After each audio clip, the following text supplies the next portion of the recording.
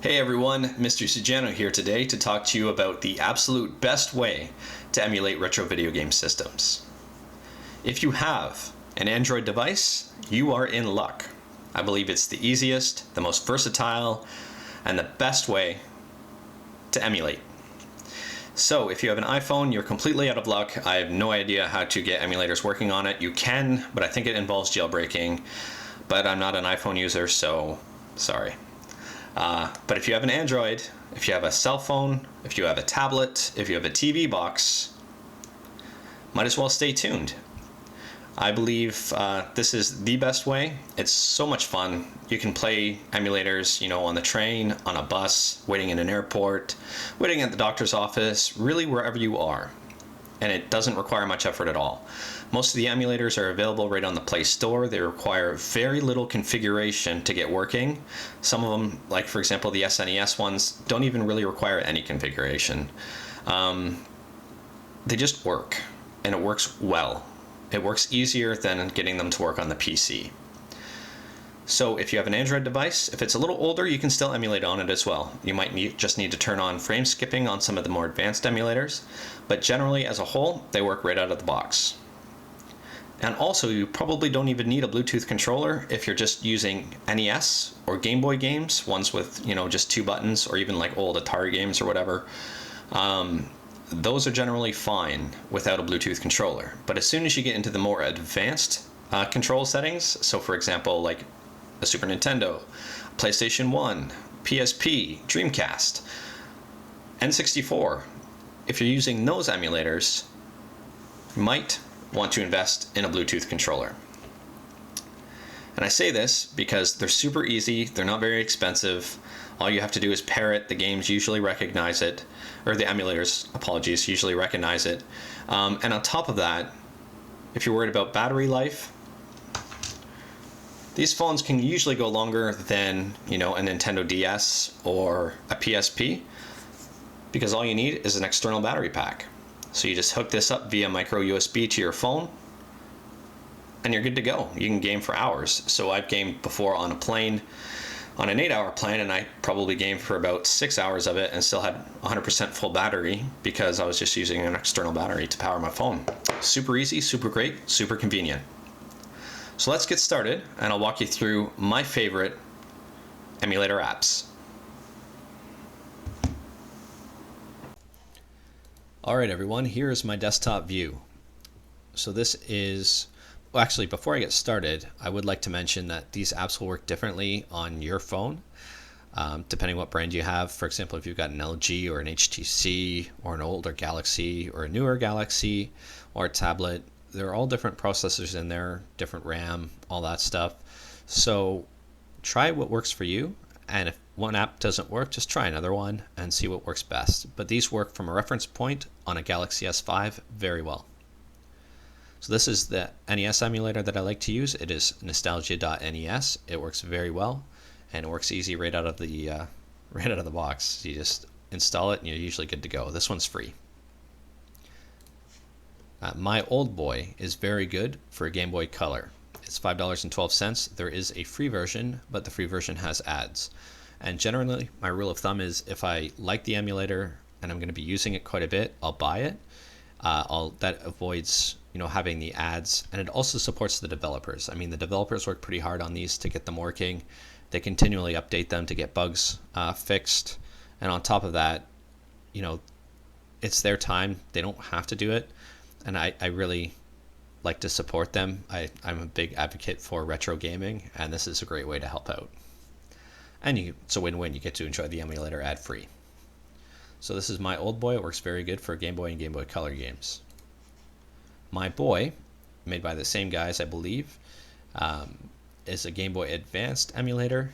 So this is the Game Boy Color. This is Game Boy Advanced. This one's $648. Again, there's a free version that has ads, but this is the best one, I believe, for Game Boy Advance emulation. For Genesis, there is Genesis MD, or G-Gens MD. This one works really well for both the 3-button and 6-button control style games. I highly recommend this one, and it's free. This is one of my favorite emulators out of all of them. Not just SNES, just in general.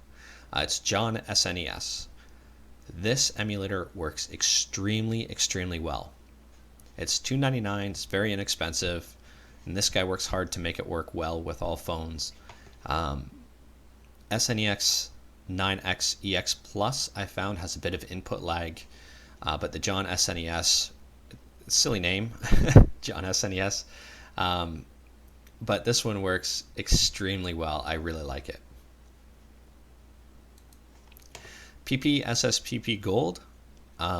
There's also the regular Ppp Psp. This is a PSP emulator. This one works really well. I recommend the paid version of it. I honestly don't even know what the difference is between the two. I think this one just has no ads to it. Either way, you're helping out the developer. This one works really well. And I played Little Big Planet and also Street Fighter Alpha 3 with this one. Mega N64. This one is free, and this is to emulate the N64. This one works very well. Ppsspp for Android. So this is a PlayStation 1 emulator. It works extremely well. It's $4.25. I have noticed one minor issue, and that is when it's trying to recognize my Bluetooth controller. I have to go into preferences and change my control settings, my control input. It defaults to analog, and I have to change it to digital. And once I change it to digital, the controls work just fine.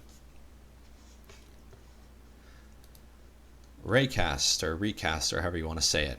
This emulator is great for Dreamcast games. It won't work very well on older devices, but on newer devices it works very well. I've noticed that this one, the Google Play Store app, actually does not work on my phone. It struggles mightily, and all I'm trying to do is emulate Street Fighter Third Strike and Capcom vs. SNK 2 for the Dreamcast. It doesn't work very well. I have to actually go to the Recast website. I go into the unsupported builds, and you can actually just get here from builds.recast.com, and I just download one of these APKs and manually load it on my phone. So these are safe, they're virus free, but they're warning because they're bleeding edge, so sometimes they might crash or might not even run. That being said, the one I have is bulletproof. It works very well for my phone. I'm not going to tell you which version it is because every phone is different. If you do have, actually I will tell you, if you have a Galaxy S5, I found that this version right here works very well. I haven't tried the newer ones yet. This one was actually just recently released at the end of November, so I might try this one out and see how it works, but right now I'm down here on this version. Lastly, if you want a one-stop shop for all emulators, I don't really recommend this one because it is a bit of a pain to set up. It's time-consuming, and I found that the apps don't perform as well as the individual apps do. But if you want just a one-stop shop, one application for all your apps, get RetroArch. I would highly recommend looking at a YouTube video to go over the setup through this because it's a little time-consuming. If you're tech savvy, then it's not a big deal at all, but if you're not very tech savvy, just take a look at a YouTube video and you're off to the races. Now that does it for the emulators that I use and recommend. There are more emulators out there. Just go in the Play Store, try it out. If it doesn't work, uninstall it and try another one. That's all I've got today. If you've got any questions, feel free to leave them in the comments. Please note that these are just emulators that do not include the ROMs. You'll have to manually load the ROMs on your phone in the first place, or whatever device you're using. Alright, that's all I got. It's Mr. Cigeno signing off. Take care, everyone.